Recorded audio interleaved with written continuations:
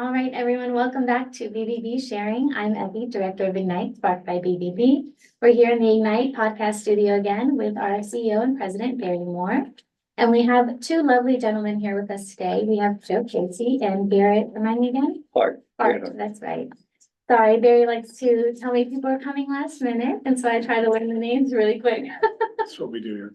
But it keeps me on my toes and it keeps me busy and I love that. But I get to meet wonderful people like you as well. So go ahead, introduce yourselves and tell everyone what you do. I'm Joe Casey. I have the pleasure and honor serving as Chesterfield's County Administrator. And like you, I was here in another meeting with Barry. He says, you stop in this room right here and say a couple of words. And I got the honor to join Joe in doing that. My name is Garrett Hart and I'm the Director of Economic Development for Chesterfield. Well, thank you, gentlemen, for being here today. I am going to ask you a few questions. Do the best you can to answer them, although I'm sure you will.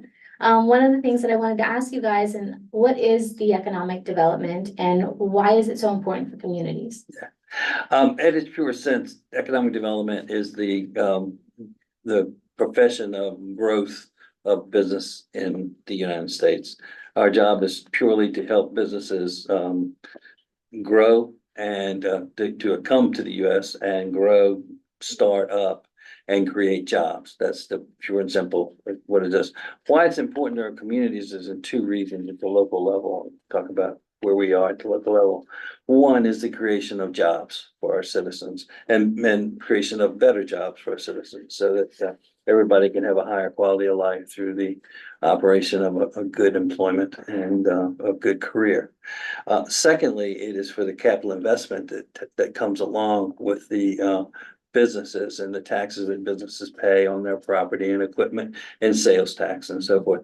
Those funds are used for us to create the quality of life in our community, which is the schools, the police force, the parks and recreation, the road, street, water and sewer. So it is critically important for us to do our best to attract quality companies that do investment, create great jobs so that we can continue to have the finest schools and the finest programs in the country. And I'll just expand upon it from my perspective is, when you define quality of life, it's simple words: live, work, play, learn. You'll generally see them in every locality should aspire to have those four simple words and perfect it. And so, Garrett in his department, invariably, if I'm involved in any of those four words and meetings and strategies, how to make any of the four or multiple of those words work together, economic development has to be at the table because they help create that environment. Every parent wants their child to graduate high school with a career-minded aspect, whether it's that next day or a couple of years later. So if we're graduating 5,000 students every day, we have a responsibility to the parents, and they want us to have that responsibility of that gateway, that can be there and the variety of things so we can match the passions and skills of those 5,000 people with the community.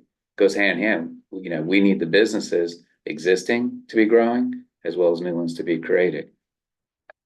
I think the workforce development is something I love to talk about, and it's because it's been a passion and something I've been on 20 years ago. I was in the car business in Chesterfield County. It was always about who was going to take my job or who was going to be taking care of the customer, mechanic, body shop, whatever the case may be. And so workforce development, work-based learning, I believe, is the best kept secret in the Commonwealth. Government is not always good on advertising. I joke with Katie over at Chesterfield County, and I love helping her and then the state, because work-based learning is something where companies could raise their hand and help children that are almost seniors, right, become interns and get jobs. And then you could follow them their whole career in college, 2-year or 4-year, and then hire them at the end, promise them a job. So that is an important thing. We have HARP. We talked about that a lot here at the BBB with Carl Leonard's been here a couple times, and a lot of counties have those programs, but Carl has led it. And then real life, I worked with at Richmond City Jail with CT Woody and Sarah Scarborough. And now Sarah is running real life 10 years later, doing great things, getting people ready for the workforce. Garrett, how important do you get that question when somebody wants to move to Chesterfield County to bring their company, set up shop? What do they ask you? If you give us a couple taglines or whatever that is. Sure. The number one the number one issue for all companies that are expanding, companies that are locating, companies that look to your area to see if they are closer to their customers. So the number one issue is workforce. Where can I get my employees? Where are they gonna come from? Who's going to train them? You know, and it is, it used to be, do you have a site big enough for me or that works for me? And workforce was third, now workforce is first. The second thing would be, are there sites available for us? And third is the old retail, the old real estate axiom, location, location, location. Are you located close to the customers or close to the raw materials or wherever, and something like that? But workforce far outweighs the rest of them now, in what we do. And the programs that you just mentioned, Barry, are ones that we are supporting and believe in wholeheartedly, because everybody at this point in the world, we need everybody who can work to be in the workforce working with us. And I'll say one of the things that Garrett does really well in his whole department is, you know, they pull out from the customer or prospect, what is exactly that you need? You know, and we will re-engineer our shop to do what you need to do to be successful. So if you need a community college program created and you give us 3 years head start, we'll be having that program up and running with the accreditations and certifications. And, you know, Bright Point Community College is our go-to for that. Right. And, you know, so they are part of the economic development team. And that's just one example. But if you tell us a need, or you tell us what kind of housing your employees may like, or what amenities would you like for a community, you know, depending upon the size and scope, you know, we will try and figure that out to the best of our abilities as local government and make friends and partnerships in the private sector to be win-win. So what's happened in the world of economic development since I've been in it for 40 years? You used to go out and grab the business and attract them to come to your locality, and then the people came and moved in to have those jobs. It's complete reversal now. Now, people live, 71% of the people in the country move to a location where they want to live before they figure out what the job is. So they're going to where they get the quality of life that they want. The companies are now chasing them.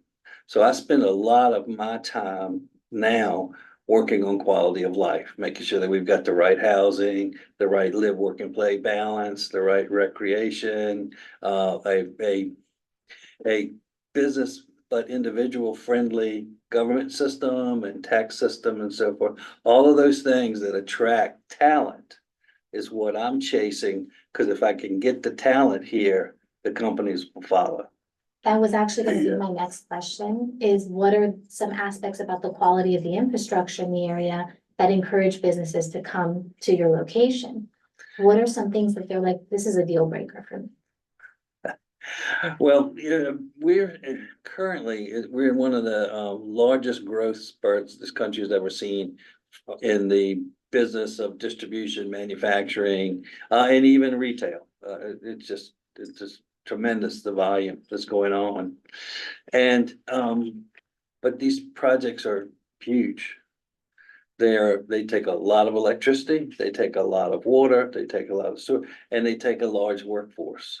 So if you don't have one of those aspects, you're not in the deal. You just, so we spend a lot of time when we're responding to these companies, making sure that we check the big boxes. We've got the water, we've got the sewer, we've got the land, we've got the power. And then we spend a whole separate chapter on, here's how we're gonna get you the labor, and here's how we're gonna train it, and here's we're gonna put it together. But in this world, you mentioned earlier in another podcast we do with you, how everything is online and it can get scammed and so on. Well, companies are looking at us online and either moving farther towards us or eliminating us without us ever even knowing they've looked at us.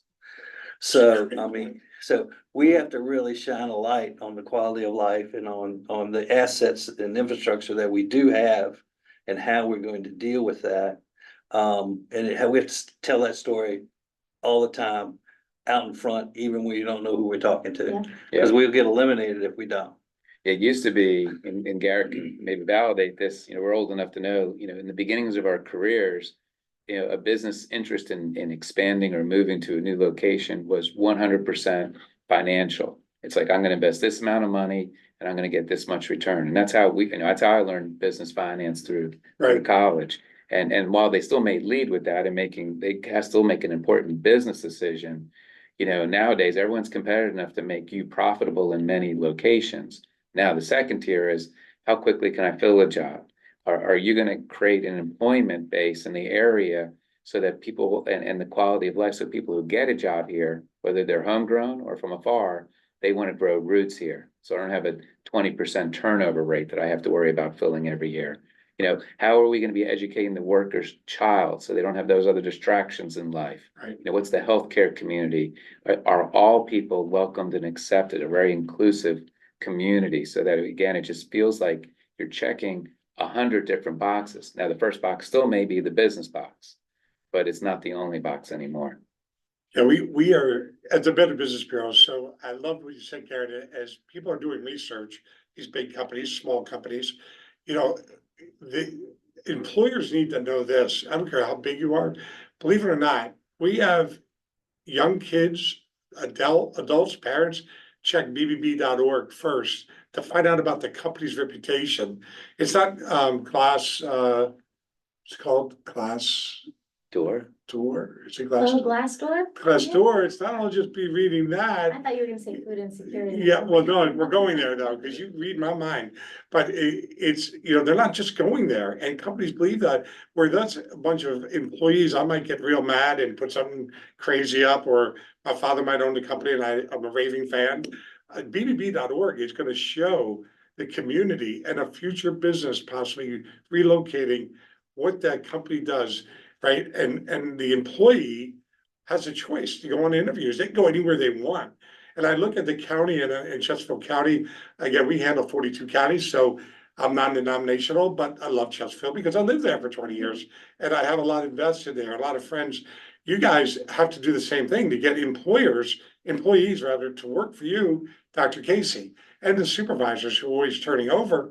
But again, it's an alignment, right?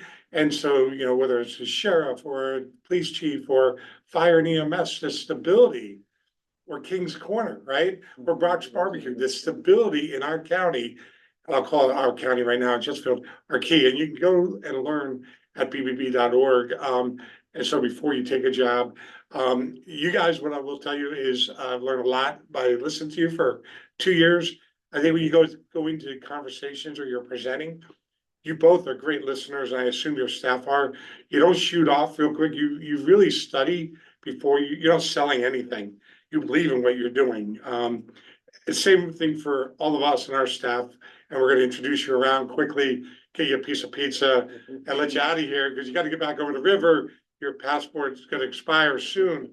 But the bottling company, I believe you were there. The bottling company at Niagara, Cheston. yeah. Yeah. So a buddy of mine from New Jersey, small world, my next door neighbor, worked on that company, worked for that company, Sure. starting the plants up. Okay. So when he started, he came down here and he did one in Pittsburgh, and then he rolled down here, and I lived there and I lived here. And he came and explained there might be 26 employees because everything's robotics, Yes. but they still need humans. Greenswell. Well, yeah. Greenswell, have you ever been there and visited over in Goochland? It's an amazing process. He's growing more lettuce in California with very few employees, but the employees are critical. Yeah. He needs high-end people. No, if you look at Niagara Bottling is a great example. Yeah. Niagara Bottling makes the bottle, they make the bottle cap. Yes, sir. They take Chesterfield water and they refine it to their level, and they fill the bottles and put the caps on with no human contact. They put the bottles in a 6-pack, they put them in a case, they put them on a pallet, they put them in a truck with no human contact. The first time that bottle of water is touched is when a customer gets it off the shelf. But what they do need humans for is to keep all of those machines that do all I just described working. They're there to keep those machines happy. It's also interesting that you bring up Niagara, because we had a discussion earlier this morning about they're wanting to, they need to hire more people too. That's all for local businesses too, because they're growing and expanding. And they called on we have a workforce, Tina Shreve, who works only on workforce for our company. So she's dedicated completely to workforce. They had a conversation with her where they wanted to do a middle school intern day where the kids came out and saw it during the day. And she, knowing the problem better than most, said, no, let's don't do it during the day. Let's see if we can get the middle school to do something in the afternoon between 5 and 7 that the parents can come as well. She says, because we need the parents of those middle schoolers to understand what kind of good jobs these are, and then we'll have it. Genius. It is. And but but that's the kind of things we're thinking about, the kind of things, one of the other things we've discussed earlier is today, because of COVID, the workforce issue just has gotten exaggerated. It's more, the volume has gone up. We've had a workforce has been a key issue to keep it just because of population. But it shined the light on it. But what it's also done is it shined the light in a way that the businesses are now more cooperative and willing to do more things, be more participatory in training their own employees and getting their own employees. So we have a lot of really neat things going on between our companies and our community college and our tech schools, where they're working jointly to customize the training for each job. I will, Evie's gonna get mad at about 16 minutes, so I know Dr. Casey's probably got something to end up on, but I wanna go real quick. I hope you use this podcast or something like it, where you can replace Evie and you can retape it with better stars, but Evie's pretty good, I have to keep Evie. But we hope we use this podcast to talk about what our community is all about and what this Better Business Bureau with Ignite, sparked by BBB, is all about. We're concentrating on living, homes, economic things that are affordable and ideas, right? So how does the BBB, we have conversations, fentanyl, we don't want to see any more children. We have Woody's Funeral Home that'll be here on Monday. Christina Demon from Chesterfield County will be here. She unfortunately has to say goodbye to the children with the families all around, and the breakdown, the suicides that she sees, the mental health. And it's all over the world. It's not just here. But we, as the Better Business Bureau, nonprofit, are not funded in any way other than we get funded by accredited businesses. We want to shout it from the mountaintop that this is the place to come. And we want to address food insecurity. Evie's got me down on that word. I'm right. There's no reason we should be feeding more people at the food bank. We got to get, Kim Hill does an amazing job. God bless her. Yeah. But again, we have got to get something under control. We got to start making differences and not raising money as nonprofits, talking about it. The HEART program actually does what they say they're going to do. And that's where we got to hold our feet to the fire. We got plenty of money here, and we want companies to be attracted, satisfied, and retained. And I love what you said. People come to live here first, then find a job. So, Dr. Casey? Well, and just some, I don't know if it's closing thoughts or just thoughts, but I'll get them in there between Barry's statements there, which are all good. But just to reiterate, we ourselves are an employer too. We're also a very large employer. There's about 12,000 people in Chesterfield County, school side, county side. I have my name on their paycheck, so I have a responsibility to that, and they then have a responsibility in being a good steward and customer service rep. And you have large companies and you have the smallest companies, but again, it just takes one employee interaction, sometimes to make or break possibly even a BBB accreditation. Sure. One employee, and again, a lot of times we think of government, you're big, but it's not big when it's one teacher in second grade with a class of 22 kids. That teacher is the most important commodity we have for those 22. We have one police officer responding at 3 a.m. to a call by him or herself. That particular interaction is the most important interaction to that 911 caller. So, even though we are large at 12,000, we try and design how to make the work environment great for 12,000 and the service standards. We also have to respect the fact, we're probably, again, a multi-disciplined entity. If you think about the soups and nuts that we do, and nothing against the private sector, but the private sector has bestowed upon us everything they don't want to do. So it's not all of it's easy.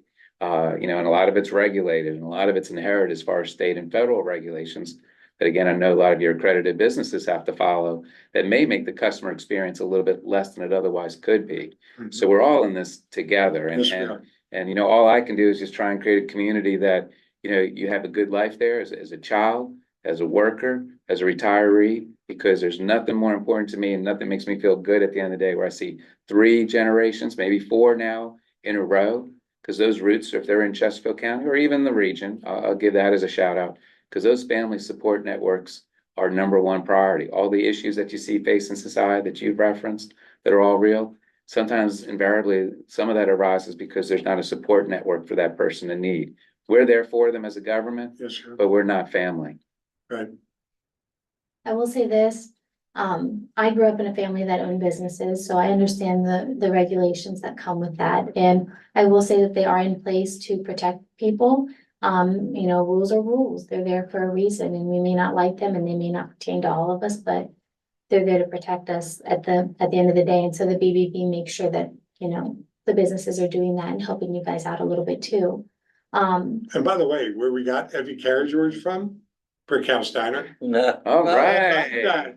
Oh, She's Led with kidding, that. she's That's kidding, great. right? She's kidding in that family. Building a brand new restaurant in Right. Chesterfield County. Yeah, That's I'm great. excited. No, but She was at that groundbreaking. Where's the baklava? Right. Yeah, really. Actually, it's funny, I promised our board members baklava, they all responded to my email. Yeah. Her grandmother's the one that makes it all. Oh, yeah, it's For wonderful Nick and stuff. Vic, yeah. Yeah, So, just to add to what you just said, there are rules and things that we have to do and they have to get through that process. But both Dr. Casey and I, our job every day is to get businesses and citizens through those rules so that they can excel of and course, we all grow. want them to succeed. Yeah, exactly. All right, well, thank you, gentlemen, so much. Barry, thank you for joining us. Of course, Cindy. For those of you that are listening on Spotify, make sure to follow and comment down below. Let us know what you think. For those of us watching on YouTube, make sure to like and subscribe and make sure to share. Thank you. Thank you.